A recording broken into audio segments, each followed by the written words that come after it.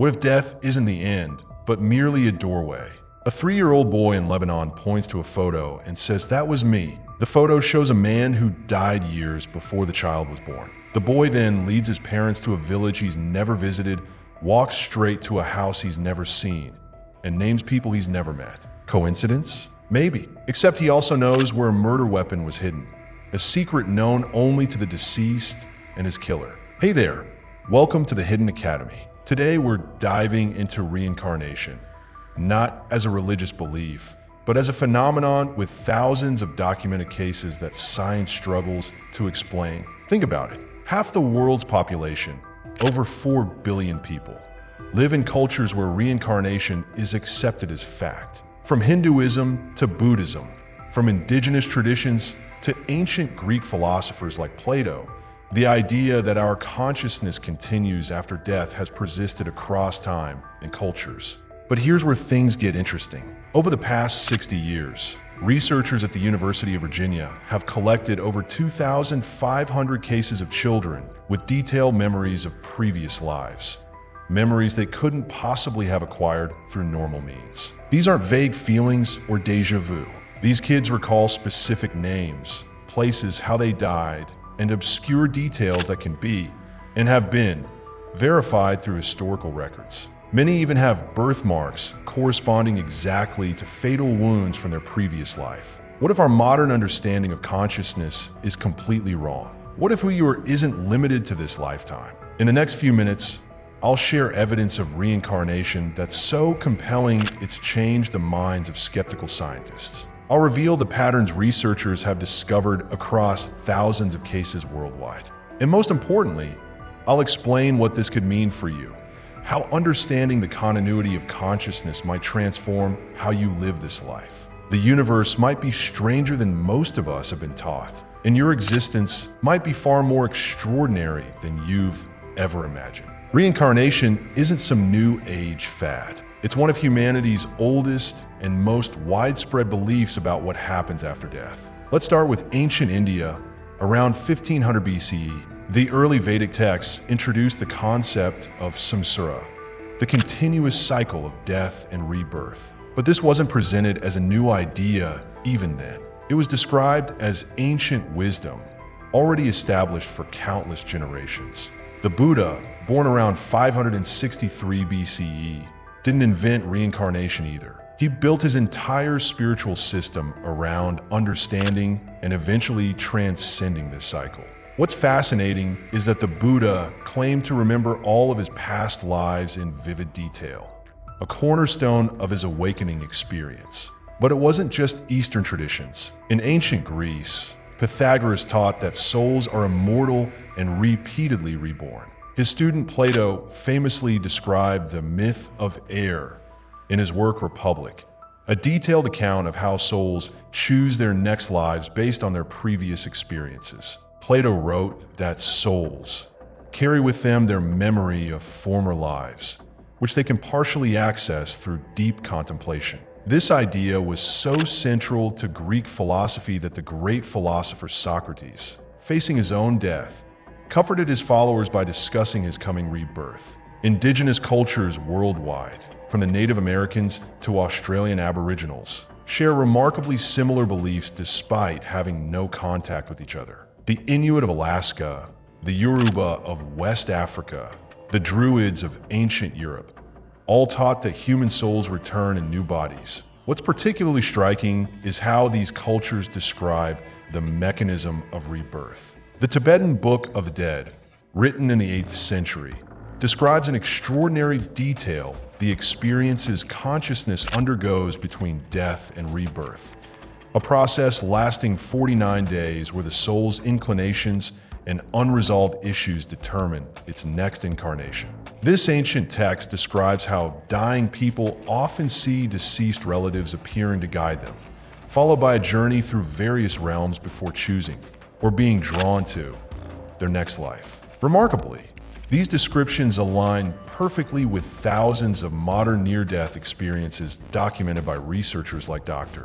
Raymond Moody and Dr. Sam Parnia. But why did these beliefs fade in Western cultures? The answer lies in politics more than evidence. The early Christian church actually embraced reincarnation. Church Father Origen of Alexandria, one of Christianity's most influential early theologians, explicitly taught pre-existence of souls and a form of reincarnation. In his work, De Principiis, he wrote that souls are repeatedly sent into the world until they achieve purification. This changed dramatically in 553 CE at the Second Council of Constantinople. Emperor Justinian, seeking to consolidate political power, pressured the council to condemn Origen's teachings on reincarnation as heresy. Many historians note that Justinian's motivations were more political than theological. A single lifetime followed by permanent heaven or hell created stronger incentives for immediate obedience to church authority. After this, mentions of reincarnation were systematically removed from Christian texts. Yet the idea persisted underground in mystical traditions like the Kabbalah and among groups like the Cathars, who were later massacred during the Albigensian Crusade with their texts burned. Despite this suppression, belief in reincarnation never completely disappeared from Western culture. Philosophers like Ralph Waldo Emerson and Henry David Thoreau embraced it. Walt Whitman wrote in Song of Myself, "And as to you, death, and you bitter hug of mortality, it is idle to try to alarm me. I died myself 10,000 times before." But the real game changer came in the 20th century when Western researchers began scientifically investigating reincarnation claims instead of dismissing them outright. In 1961, psychiatrist Dr. Ian Stevenson at the University of Virginia began documenting cases of children who spontaneously recalled previous lives. Expecting to find little evidence, he was shocked by what he discovered. Over 40 years of research, he documented over 3,000 cases across cultures, religions, and continents. Stevenson's methodology was rigorous. He would verify the details of the child's claims against historical records, interview witnesses separately to prevent contamination, and document physical evidence like birthmarks corresponding to fatal wounds from the previous life. His successor, Dr. Jim Tucker, has continued this work using even stricter scientific protocols. The UVA Division of Perceptual Studies now houses the world's largest database of scientifically investigated reincarnation cases. What's particularly compelling about this research is that it doesn't rely on hypnotic regression or adults' claims, both of which are highly susceptible to suggestion. Instead, it focuses on young children, typically between ages 2 and 5, who spontaneously recall specific details about other lives without prompting. These children typically lose these memories around age 7, as their current identity solidifies. Exactly what we would expect if these were genuine memories fading as new ones take precedence. The historical perspective reveals something profound. Reincarnation isn't some fringe belief, but a cornerstone of human understanding about death throughout most of history and across most cultures. Its absence from mainstream Western thought appears to be the historical anomaly, a relatively recent development linked more to political power than to evidence. And now, modern research is rediscovering what ancient traditions have always claimed. Consciousness may be far more continuous than our materialist paradigm allows for. But what exactly do these children remember? And what patterns emerge when we examine thousands of these cases? The evidence might change how you understand not just death, but life itself. We're concerned, but not alarmed. Until he began sharing details about a specific World War II fighter pilot that no toddler could possibly know. James correctly identified obscure aircraft features from the 1940s. He knew technical terms like drop tank. He would sign his drawings James 3, explaining his name was James 2 in his previous life. After extensive research, his stunned parents identified the pilot, James Houston Jr., shot down near Iwo Jima in 1945. The child knew the name of Houston's ship, Natoma Bay, his fellow pilots, and specific details of the mission where Houston died, information not readily available in books or online. When introduced to Houston's still living sister, Young James recognized her immediately, and new family details never published anywhere. This isn't a rare anomaly.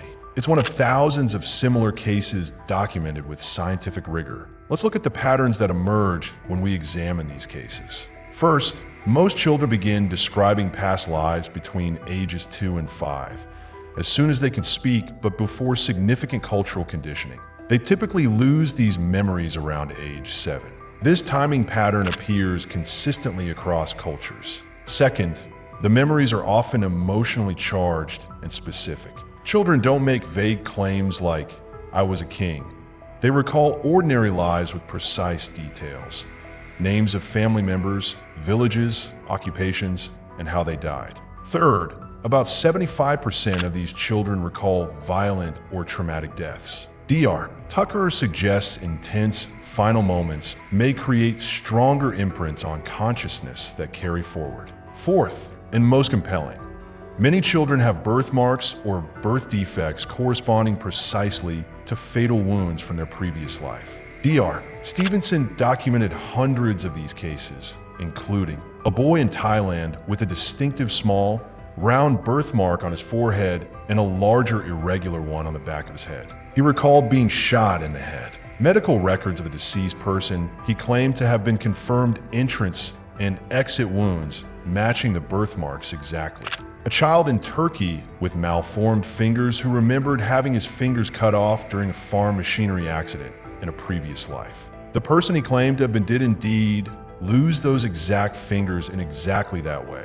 When Dr. Stevenson reviewed medical records from the previous lives, he found that 88% of birthmarks/birth defects corresponded precisely to wounds or medical conditions of the previous personality. Fifth, many children have knowledge or abilities carried over from past lives.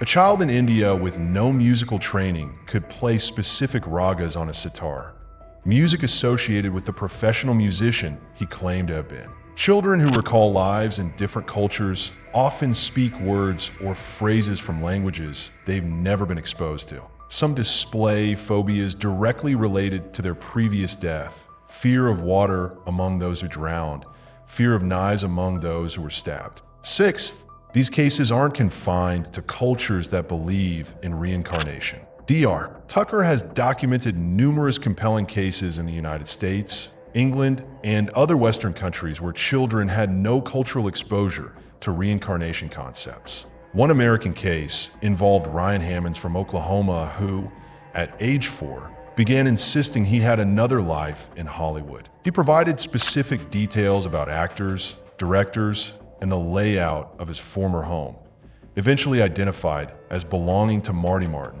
a little-known movie extra who later became an agent. Ryan correctly identified Martin in group photos where no one had pointed him out. Ryan knew that Martin had danced on Broadway, had traveled to Paris, had 3 sons, and even the obscure detail that Martin's address had the word Rock in it.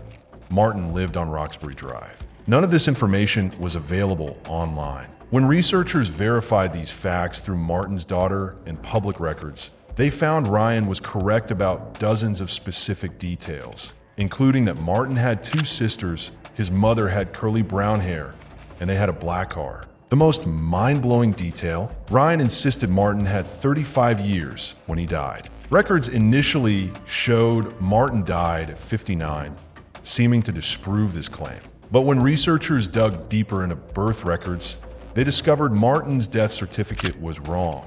He actually died at 75.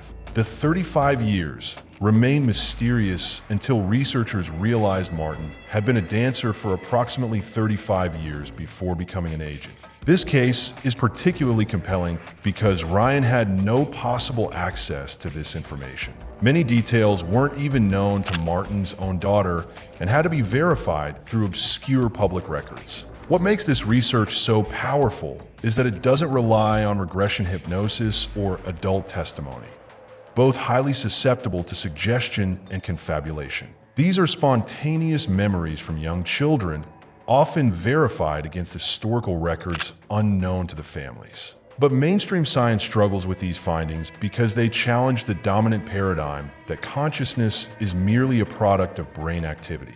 If the brain generates consciousness, how could memories exist before the brain developed? This question leads us to emerging theories about consciousness that might explain how reincarnation works. Theories at the cutting edge of quantum physics and consciousness research that are revolutionizing our understanding of reality itself. The implications are profound. If consciousness continues after death and retains memories across lifetimes, we're not just physical bodies with temporary awareness. We're conscious beings on a much longer journey than a single lifetime. But how exactly might this work? What mechanism could possibly explain how consciousness transfers from one body to another? The answers lie at the intersection of ancient wisdom and cutting-edge science, and they might completely transform how you understand the nature of reality itself. How could reincarnation possibly work in our scientific understanding of reality? Doesn't it contradict everything we know about the brain and consciousness? Not exactly. And the latest research in quantum physics and consciousness studies is blurring those lines in surprising ways. Let's start with the biggest obstacle to reincarnation: the assumption that your consciousness is created by your brain. This production model has been the dominant view in Western science.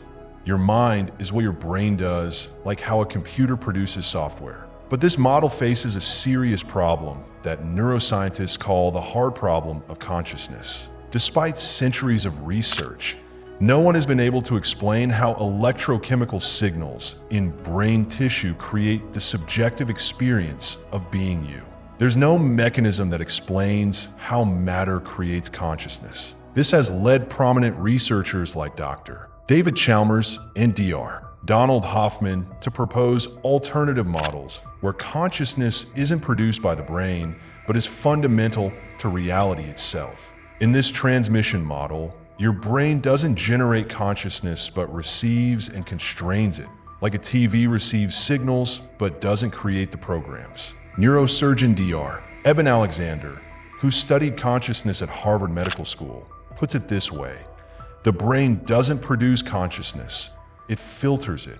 This model aligns perfectly with what ancient traditions have always claimed about reincarnation, that consciousness exists independently of the body and can continue after death.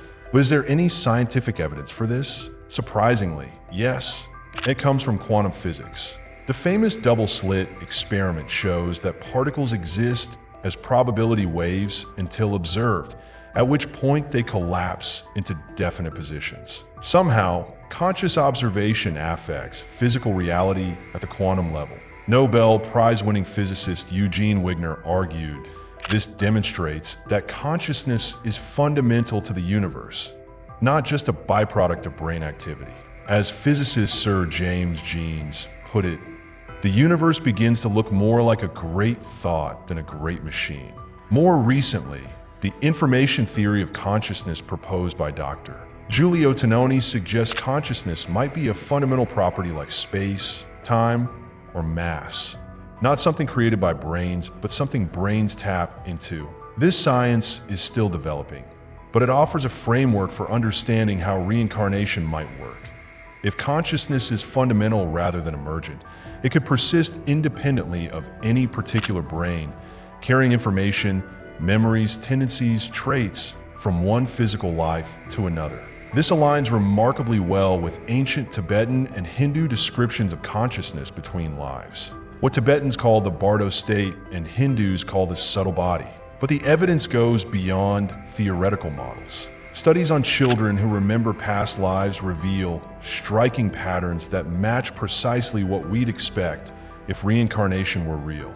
The average time between death and rebirth in these cases is about 16 months, consistent with traditional Buddhist and Hindu teachings that consciousness typically remains in an intermediate state for a period before rebirth. About 70% of children recall lives that ended within 25 miles of where they were born, suggesting consciousness tends to rebirth near its previous location, again matching traditional teachings. When violent death occurs, the average time between lives shortens to just 11 months, as if traumatic deaths create a more urgent rebirth process. These patterns are too consistent across thousands of cases to be coincidence. and they align with what ancient traditions have described for millennia. Even more compelling is evidence from medical science. Dr. Sam Parney is aware studies documented verified cases of cardiac arrest patients accurately reporting details of their resuscitation from perspectives outside their bodies, even when their brains showed no measurable activity on EEG monitors. Similarly, terminal lucidity, when patients with severe dementia or brain damage suddenly become coherent and clear just before death, suggests consciousness might not depend entirely on brain function. But perhaps the most intriguing scientific evidence comes from genetics. Researchers have discovered that trauma can create epigenetic changes, modifications to how genes express themselves that can be passed to offspring. Holocaust survivors' children, for example, show altered stress hormone profiles reflecting their parents' trauma, despite never experiencing it themselves. While this isn't reincarnation, it demonstrates a mechanism for transferring experiences across generations, a biological echo of what reincarnation describes as the transfer of consciousness. The scientific paradigm is shifting, as physicist Max Planck, the father of quantum theory, stated, "I regard consciousness as fundamental. I regard matter as derivative from consciousness." This shift brings Western science closer to Eastern and indigenous understandings of consciousness as primary rather than secondary.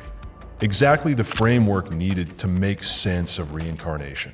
But this isn't just academic. These findings have profound implications for how you understand your own life and death. If consciousness continues and carries memories across lifetimes, what does that mean for who you really are? And perhaps more importantly, what practical knowledge can we gain from this understanding? How can recognizing the continuity of consciousness transform how you live this life? The answers reveal a perspective on human existence far more extraordinary than most of us have been taught. A perspective with the power to completely transform how you approach both life and death. If consciousness continues across lifetimes, carrying memories and experiences forward, what does this mean for your life right now? The implications are profound and surprisingly practical. First, it fundamentally transforms how we understand death. If reincarnation is real, death isn't an end, but a transition, like falling asleep in one room and waking up in another. This doesn't mean death shouldn't be taken seriously, but it fundamentally changes our relationship with mortality. People who have integrated this understanding typically report significantly reduced fear of death. As one participant in Dr. Newton's research explained, death feels like going home after a long day at school.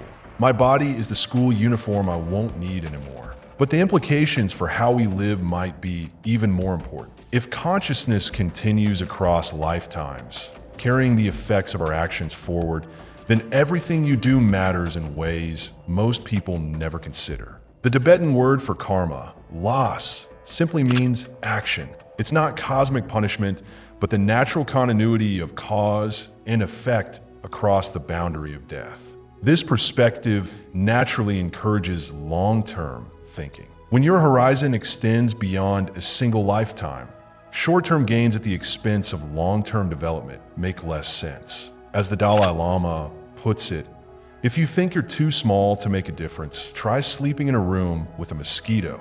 Research on people who accept reincarnation shows they typically develop greater compassion and reduced materialism. A 2013 study published in the Journal of Personality and Social Psychology found that people with belief in reincarnation demonstrate measurably higher levels of empathy and pro-social behavior.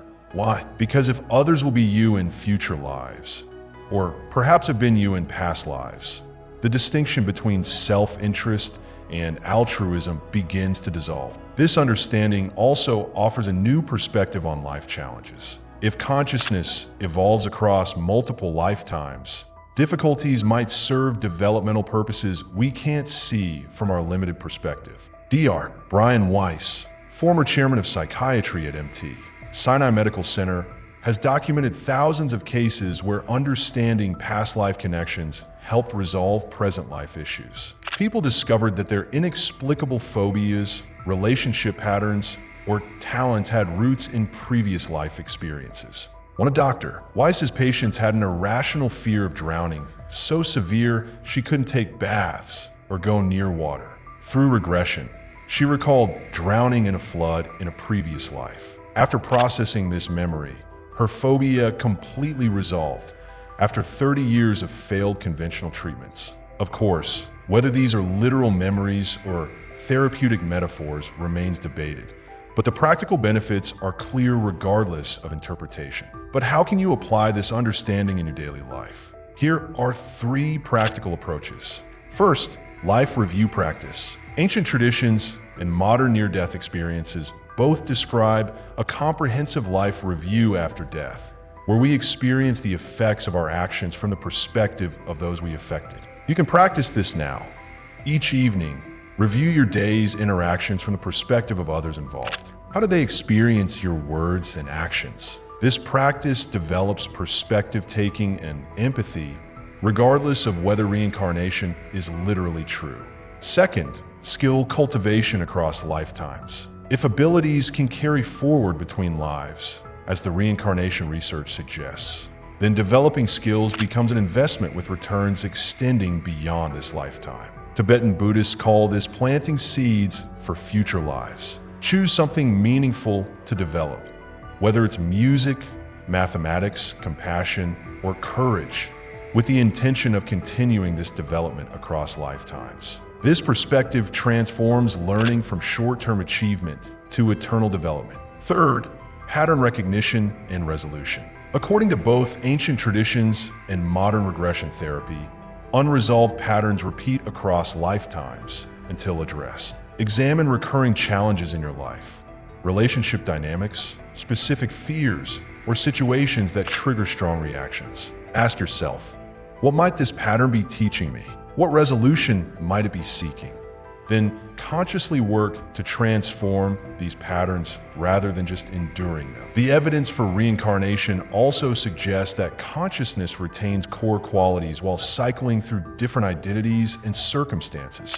Sometimes male, sometimes female, sometimes wealthy, sometimes poor, experiencing different cultures and religions. This understanding naturally promotes tolerance and reduces tribalism. The person you consider an other today might be who you become in your next life. As philosopher Ken Wilber observes, the more perspectives you can take, the closer you are to waking up. Perhaps most profoundly, reincarnation research offers a new understanding of life purpose. Rather than a single lifetime to figure everything out, we appear to be on a much longer journey of consciousness evolution, with each life offering specific lessons and development opportunities. Dr. Jim Tucker's research at the University of Virginia shows that children who remember past lives often describe choosing their current parents or being sent to their present life for specific reasons. This aligns with what spiritual traditions have always taught, that each life has particular developmental purposes.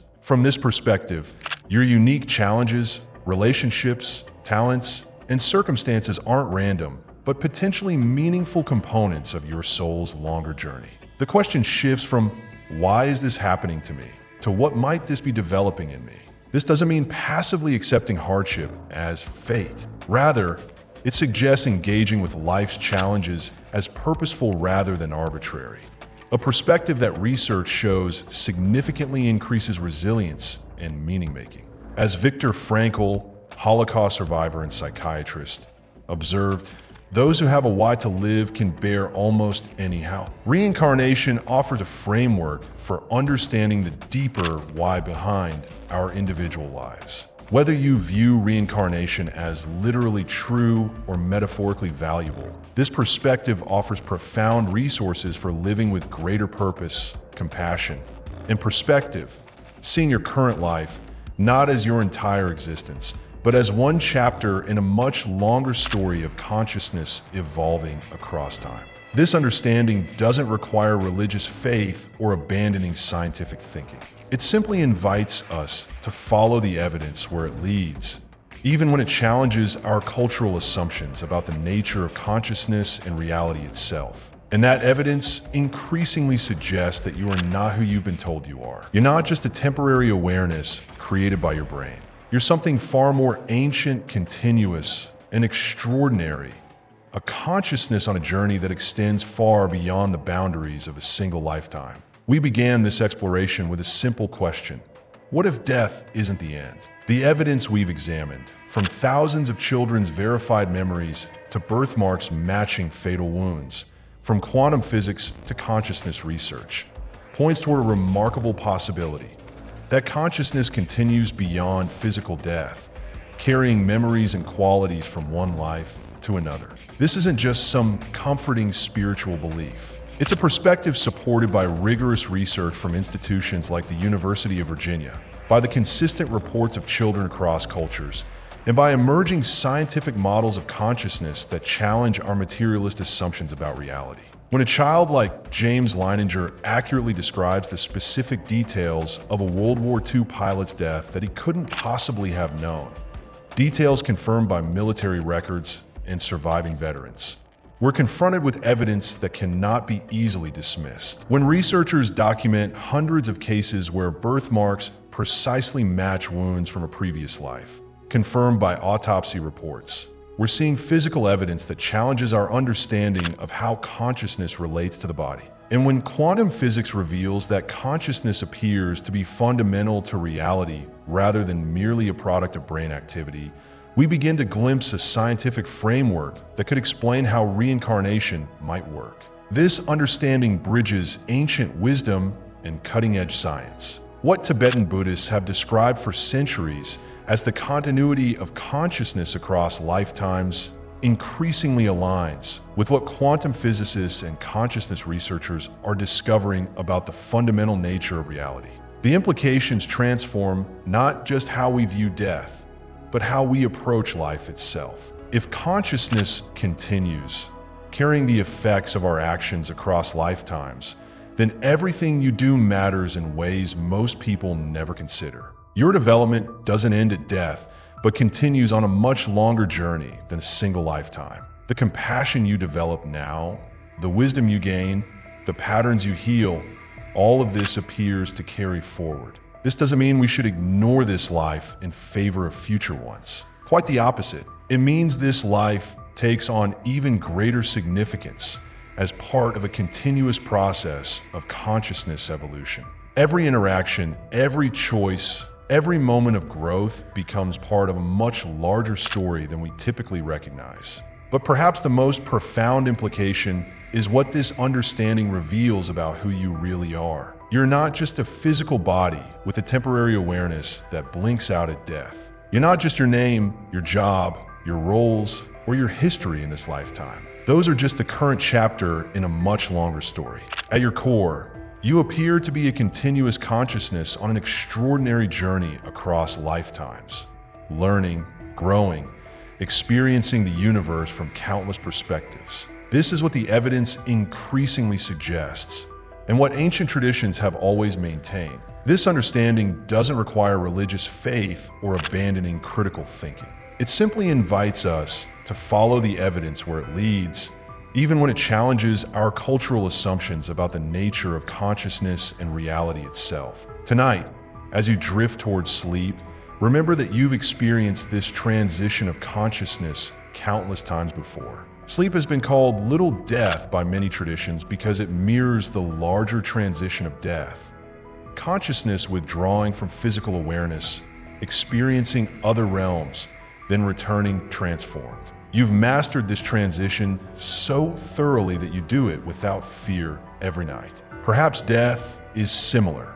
A transition your consciousness has experienced many times before and will experience many times again. Not an end, but a doorway.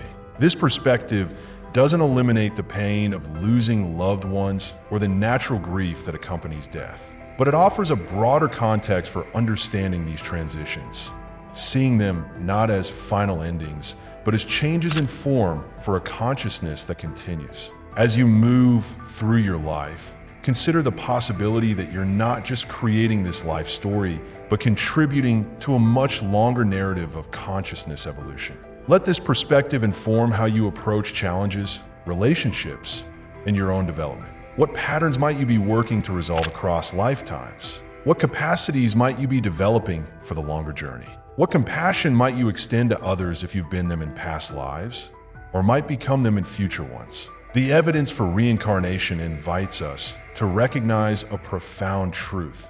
Reality is far more extraordinary, consciousness far more continuous, and your existence far more ancient and expansive than most of us have been taught. This isn't just an academic conclusion, but a perspective with the power to transform how you live each day, with greater purpose, compassion, and awareness of the longer journey your consciousness appears to be making across the tapestry of time. Whether you embrace reincarnation as literally true or metaphorically valuable, this much seems clear.